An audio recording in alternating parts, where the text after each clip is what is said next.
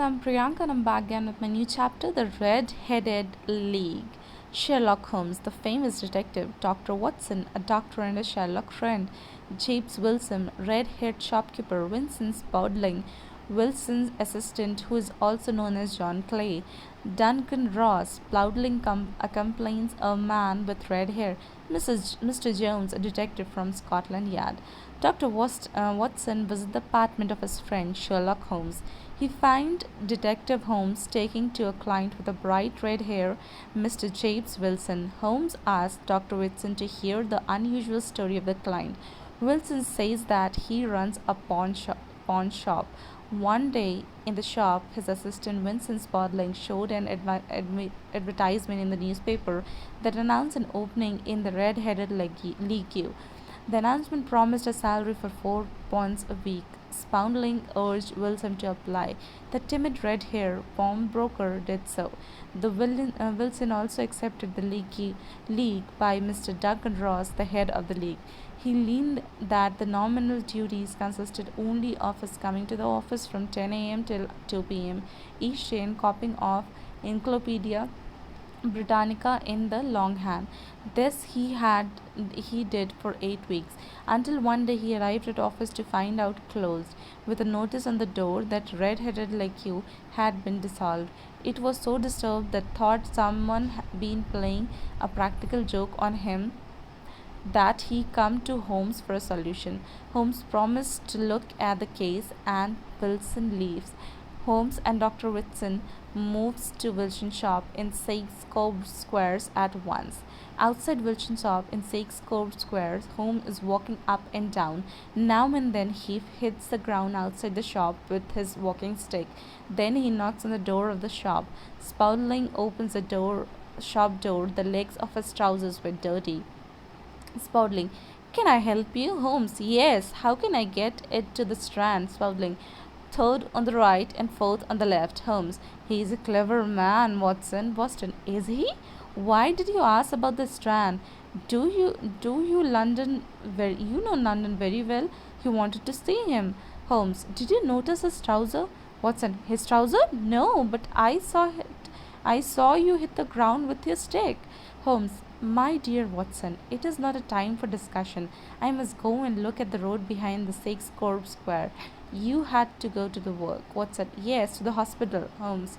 Right, but I want to help tonight. Come at 10 o'clock. Holmes. Is everything ready upstairs, Mr. Jones? My men are waiting in front of the door of the bank at the near the shops. Holmes. Good. Now we must be quiet and wait. Watson. It's 11:15. Holmes. When? Holmes. Sure, don't spoil our investigation. They see a light coming through the stone floor. Suddenly, the stone gives. First, a hand with a gun comes out of the ground. Then, another hand spouting comes out, followed by the Ross. Spaulding to Ross. Now, have you got? With a light, Holmes come out of behind the box and hit Spaulding arms. Now the gun is on the ground. Ross quickly get into the tunnel. Jones wanted to stop him, but he cannot. You can't get away, John Clay. No, but Ross, my friend, there are 3 men waiting for him at the end. Spaulding. You think of everything, Mrs. Holmes. You are very clever, Holmes. So are you, John Clay. You are red-headed like you was clever, Holmes. There was never any red-headed like you. The villains wanted Wilson away from the shop for some hours every day. They then Clay saw the colors of Ross' hair and thought of red-headed like you. So when Wilson went to work in their office every day, they had time to make their tunnel. Very clever. Watson. So Spaulding in John's Clay, the notorious thief. When did you first know that? I suspect that when Spaulding was happy to work in half wages. When I thought Spaulding often went down to the cellar, what he is doing down there? I thought tunnel and Spaulding making a tunnel. I thought to another building. Watson, you are saw me hitting the ground with a stick outside the shop. Watson, yes, now I understand. You wanted to know if the cellar was in front of the shop.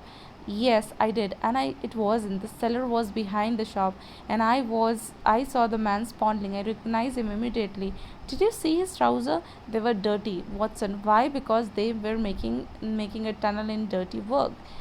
Watson, very clever, Holmes. Then I went to the next street at the back of the shop, and what did I see? The bank. The bank? Yes, of course.